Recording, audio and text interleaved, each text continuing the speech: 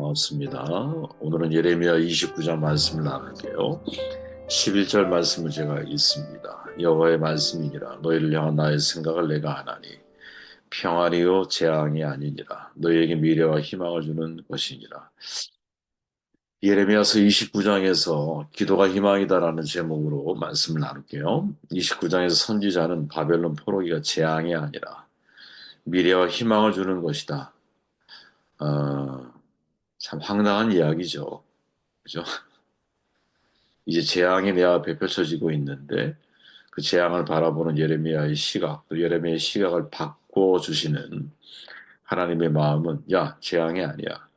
오히려 미래와 희망을 너희들에게 주는 것이야. 이렇게 선언하고 있다라는 거죠. 지금 현실은 어떠냐? 유다가 바벨론에 의해 멸망당하고 수많은 사람들은 모두 포로로 잡혀갈 겁니다. 그죠? 유다 사람들은 바벨론의 침공을 받을 때 하나님이 자신들을 버렸다고 생각하게 될 거예요. 포로들은 바벨론 사람들의 억압으로 불안해하고 분명히 절망적으로 생각할 겁니다.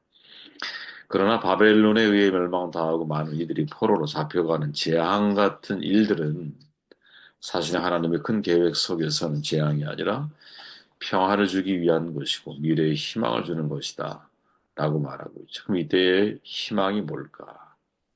그래서 이때의 희망이 뭘까? 이 질문을 우리는 던지게 되죠. 1절에 보니까 선지자 예레미야가 예루살렘에서 이 같은 편지를 느부갓네살이 예루살렘에서 바벨론으로 끌고 간 포로 중에 남아있는 장로들과 제사장들과 선지자들과 모든 백성에게 보냈는데 그때는 여호니야 왕과 왕과 궁중 내시들과 유다와 예루살렘의 고관들과 기능공과 토공들이 예루살렘에서 떠난 후라.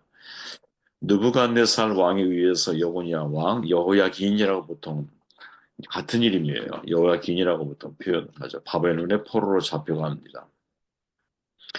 그리고 예루살렘의 고관들, 기술자들, 대장장이들도 포로로 잡혀가죠. 유다는 시드기야 왕이 여호야긴의 뒤를 이어 통치하고 있을 때인데 이때가 2차 포로로 잡혀간 때죠.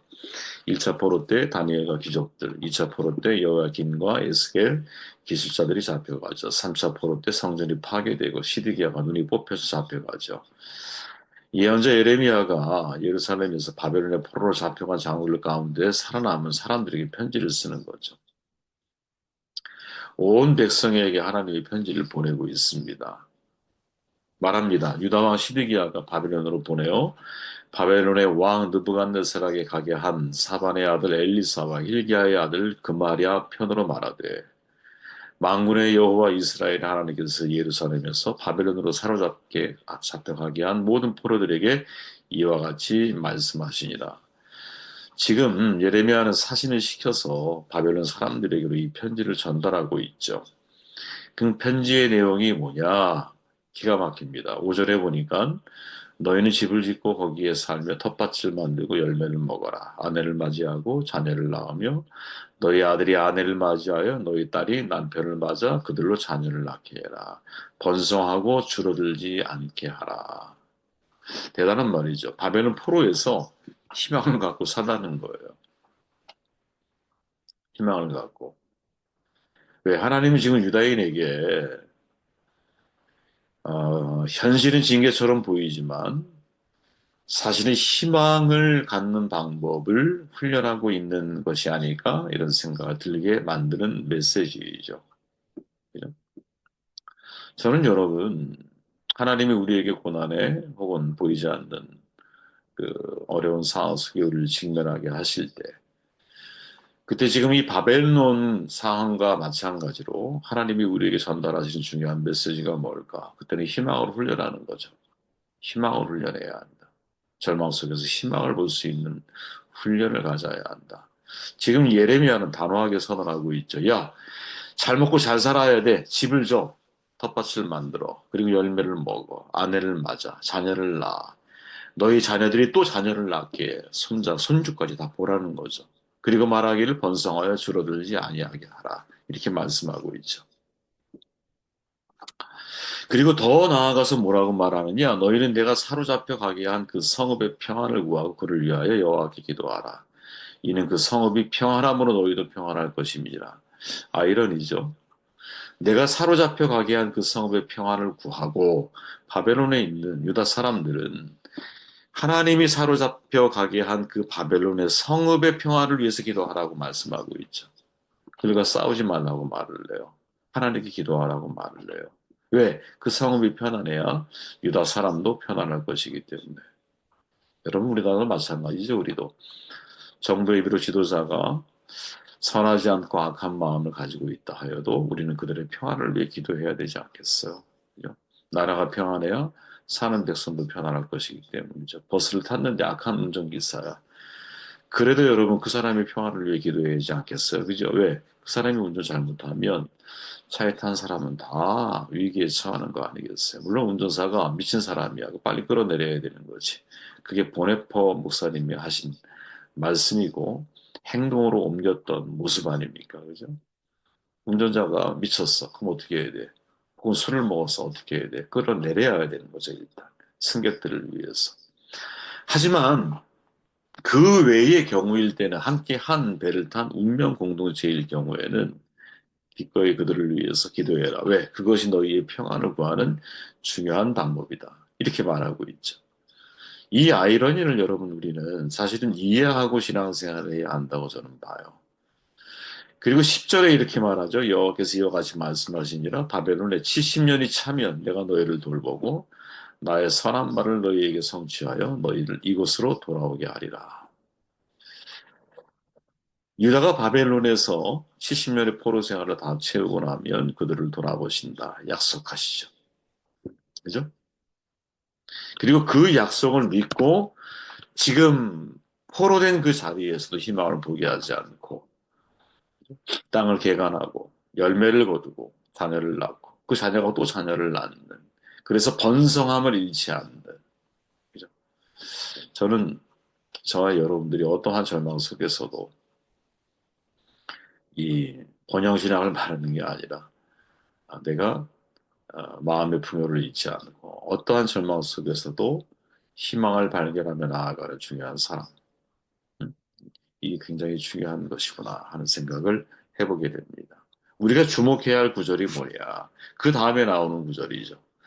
너희가 내게 부르짖으며 내게 와서 기도하면 내가 너희들의 기도를 들을 것이요. 너희가 온 마음으로 나를 구하면 나를 찾을 것이요. 나를 만나리라. 이것은 여호와의 말씀이니라. 나는 너희들을 만날 것이며 너희를 포로된 중에서 다시 돌아오게 하되 내가 쫓아 보내었던 나라들과 모든 곳에서 모아 사로잡혀 떠났던 그곳으로 돌아오게 하리라. 이것은 여호와의 말씀이니라. 유다 사람들은 바벨론에서 하나님의 훈련에 순종하면서 하나님의 이름을 부르고 하나님에게 와서 기도해야 한다라고 말하고 있죠. 지금 이 29장에서 여러분 가장 많이 반복되어지는 내용이 뭐냐? 되게 절망적인 얘기를 해요. 그죠? 다 포로로 끌려가게 될 거야. 하나님의 큰 계획 속에서 그것은 진행될 거야. 이렇게 말을 해요. 그리고는 말하기를, 야, 내가 너희들에게 정말 원하는 하나님의 진심은 뭐냐? 너희들의 평안이야. 너희들의 미래에 희망을 주는 거야. 이렇게 말씀을 하세요. 그리고는 이어지는 메시지가 뭐냐? 기도해라. 기도해라, 기도해라, 기도해라. 이렇게 말하는 거거든요. 그러면 이 문장을 하나로 줄여보면, 야, 미래에 희망을 주려고 하는 이때 미래의 희망은 어디에서부터 시작이 되는 걸까? 그거는 기도에서부터 시작이 되어지는 거죠. 이게 사실은 오늘 말씀의 메시지의 가장 중요한 결론이 아니겠느냐. 여러분, 기도를 통해 희망을 찾는 것을 훈련해야 한다는 거죠. 아니죠. 더 정확하게 말하면 희망은 기도에서부터 시작이 되는 거야. 기도한다라는 것 자체가 내가 희망을 향해 나의 시선을 고정하는 것이고 방향을 수정하는 것이죠. 사람들은 절망을 말하고 있지만 하나님은 아직 희망이라고 말씀하고 있죠. 네. 사람들은 70년 후가 사실은 나에게서 너무나 먼 미래야. 그러나 하나님에게 있어서는 여러분 70년 시간이라고 하는 것은 그죠? 큰 의미가 없죠. 영원에서 시간의 개념은 영원이라고 하는 관점에서 우리가 생각하는 직선적인 시간의 개념은 사실은 큰 의미가 없죠. 사람들은 지금 상황을 바라보면서 끝이라고 말하고 있는데 하나님은 시작이라고 말하고 있죠. 그죠? 하나님이 우리에게 원하시는 게 진짜 뭘까? 기도를 통해 희망을 찾는. 아니, 기도 자체가 희망이라는 사실을 우리가 믿고 살아갈 수 있겠느냐. 음, 예언자라고 하는 책에서, 예언자라고 하는 책, 뭐 여러분들 보신 분들 계시겠지만, 아브라함 헤셀이라고 하는 유명한 유대교 랍비잖아요. 어, 기도가 희망이다. 라고 하는 장에서 이렇게 말을 해요. 기도가 희망이다. 하나님의 말씀을 공부하는 것은 생각을 거룩하게 하는 좋은 본보기이며, 제7일은 시간을 신성하게 하는 본보기이며, 기도는 말을 성별하는 본보기이며, 계율을 지키는 것은 행동을 정화하는 좋은 본보기다. 기도는 말을 거룩하게 성별하는 훈련이라는 거죠. 그의 말을 조금 더 들어보면 이렇게 말하죠. 하나님의 사랑은 모든 사람, 모든 피조물을 위한 사랑임을 기억하는 것. 우리가 어떤 결정을 내릴 때 그분의 사랑을 기억하고 또한 서로 사랑하는 그 명령을 기억하는 것이 그분이 우리에게 원하시는 삶의 방식입니다. 하나님을 예배하는 것은 자기를 망각하는 것입니다. 사람이 그분의 상징으로서 행동하는 것은 바로 이런 예배의 순간이죠. 우리가 하는 모든 일 가운데서 기도는 가장 적게 사적인 이익을 남겨주는 것이며 가장 이 세상적인 것이 아니며 가장 실천적인 것이 아닙니다. 바로 이런 이유 때문에 기도는 자기를 정화하는 행동이죠. 바로 이런 이유 때문에 기도는 존재론적인 필연입니다. 권력은 타락하고 우리를 구원하는 것, 재앙을 막는 것, 몸과 영혼 모두를 고상하게 만드는 것은 오직 하나님의 영을 받아들이는 길뿐입니다. 하나님의 영을 받아들이는 것이 기도입니다. 기도는 말하는 방식이 아니라 통찰의 길이죠. 기도는 우리를 구원하지 못할 수도 있지만, 기도는 우리가 구원받을 만한 가치가 있게 만듭니다. 중요한 말을 많이 하지만, 제일 마지막 두 줄이 우리로 하여금 한 번쯤 정말 깊이 생각하게 만들죠. 하나님의 영을 받아들이는 것이 기도다. 기도는 여러분, 하나님의 마음을 바꾸는 게 아니잖아요. 내가 하나님의 영을 받아들이면서 나를 비우고 하나님의 뜻을 채우는 시간인 것이죠. 그죠? 우리는 기도를 통해서 내 소욕, 내가 원하는 것을 채워나가는 기도의 시간이 채워나가려고 하는 것으로 가득하지만 사실 헬셀이 말하고자 하는 핵심은 기도는 오히려 나를 배우고 하나님의 영을 받아들이고 내가 말하는 방식이 기도가 아니라 말을 성별한다라는 거예요. 그게 말하는 방식에 달려 있는 것이 아니라 기도를 통해서 나를 통찰하는 거. 자, 이것을 이스라엘 지금 남유다 사람들의 입장에 한번 적용해 보면 예레미야가 말하고 있는 기도하라고 하는 말, 기도 속에 희망을 찾으라고 하는 그 중요한 메시지 속에 담겨 있는 내용이 뭘까? 기도하면서 여러분, 바벨론이라고 하는 포로의 삶 속으로 하나님이 나를 인도하신 이유가 뭘까? 통찰해야 하는 거죠. 그죠? 그걸 통찰해야 되는 거죠.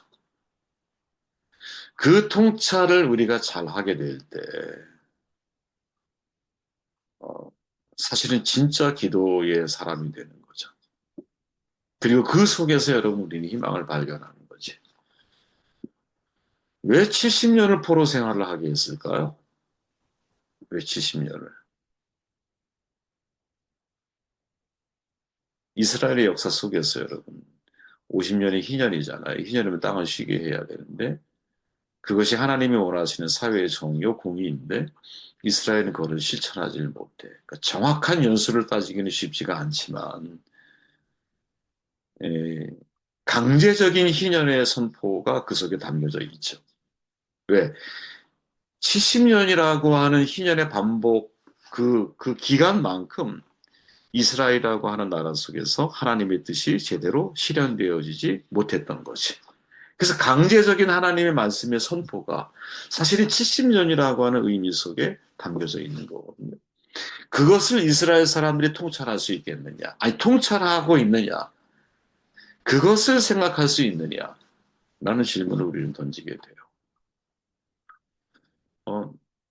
오늘 말씀을 제가 이제 여러분들에게 제대로 전달되고 있는지는 모르겠지만, 음, 어, 기도가 희망이에요. 근데 그 기도 가운데서 우리가 제일 유심히 생각해야 될 것이 뭐냐? 어, 기도를 통해 내가 통찰하고 있느냐? 지금의 이 상황에 대해서 하나님이 나에게 무엇을 말씀하고 계시고 또 무엇을 성별해 가기를 원하시는지 내가 정확하게 이해하고 깨닫고 있느냐. 그것을 우리가 발견하게 되면, 그죠? 절망적인 상황도 오히려 하나님 앞에 감사의 조건이 되기도 하고, 음, 남들은 희망을 보질 못하고, 남들은 이게 끝이라고 말하고 있지만, 우리는 이게 시작이다라고 말할 수 있는 거죠. 저는 여러분, 유라굴로 강풍을 맞았을 때 사도 바울에 대해서 여러분들에게 말씀을 많이 나누었잖아요. 유라굴로 광풍이 속에서 바울은 내 곁에 서서 말씀하시는 주의 음성을 듣죠. 근데 그 음성을 듣고 난 이후에도 광풍은 멈추지가 않았어. 며칠이 지속이 돼. 그러면 생각해 보십시오. 그 멈추지 않는 가운데서 바울은 사람들을 돌보는 일을 하고 그 256명의 사람들은 죽음의 공포 속에 놓여 있어요. 이 두 차이가 뭘까? 그것은 하나님 안에서 희망을 발견한 사람. 이제 하나님의 말씀에 대해서 확신을 내가 가지고 있고 그 상황에 대한 전체적인 시각을 가지고 이해할 수 있는 사람이 그 유랑으로 광풍 속에서도 다른 사람을 돕는 사람이 될 수 있는지, 우리가 그런 사람이 될 수 있겠느냐, 이런 질문을 던져보게 됩니다.